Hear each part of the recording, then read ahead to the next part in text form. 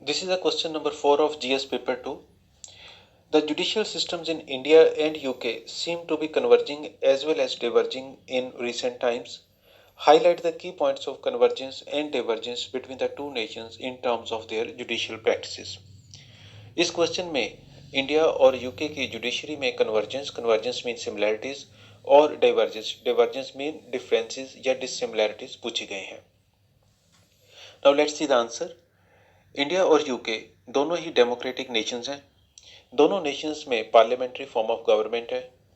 दोनों की जुडिशरी में कुछ सिमिलैरिटीज मीन कन्वर्जेंस है और कुछ डिफरेंसेस मीन डाइवर्जेंस भी है. First let us see the convergence between the judicial practices in the judiciary of UK and India.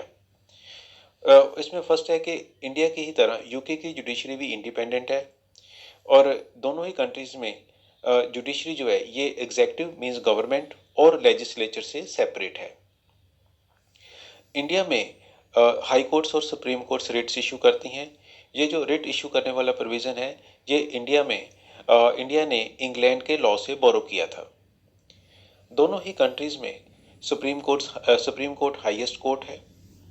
दोनों कंट्रीज में जुडिशरी में mechanism of alternate dispute resolution है.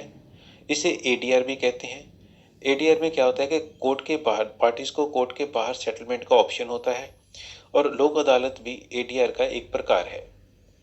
दोनों ही नेशंस में supreme court is the interpreter of the constitution.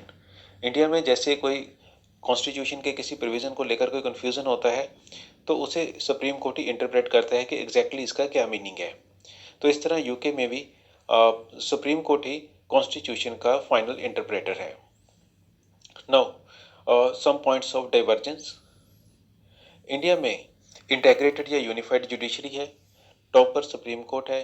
इसके बाद states की high courts हैं, देन डिस्ट्रिक्ट कोर्ट्स हैं और फिर उसके बाद तहसील कोर्ट्स हैं. यूके में यूनिफाइड या इंटेग्रेटेड जुडिशरी नहीं है. जैसे यूनाइटेड किंगडम या UK it consist of England, Wales, Northern Islands, Scotland. So ये सब मिलके यूके बनाते हैं.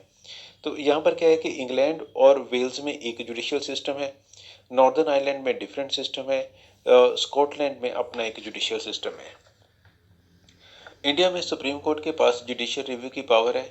सुप्रीम कोर्ट पार्लियामेंट द्वारा बनाए गए किसी भी लॉ को स्ट्राइक डाउन कर सकती है अगर वह लॉ कॉन्स्टिट्यूशनल प्रोविजंस को वायलेट करता है. यूके में पार्लियामेंट ही सुप्रीम है. जुडिशरी के पास जुडिशियल रिव्यू की पावर नहीं है. ये पार्लियामेंट द्वारा बनाए गए किसी भी लॉ को रिव्यू नहीं कर सकती. इंडिया में जजेस की अपॉइंटमेंट और ट्रांसफ़र के लिए कोलेजियम सिस्टम है जिसमें चीफ जस्टिस और 4 सीनियर जजेस होते हैं. बट यूके में जजेस की अपॉइंटमेंट और ट्रांसफ़र के लिए जुडिशियल अपॉइंटमेंट कमीशन है. So in this way we see convergence as well as divergence between judicial practices in Indian and UK judiciary. Thank you.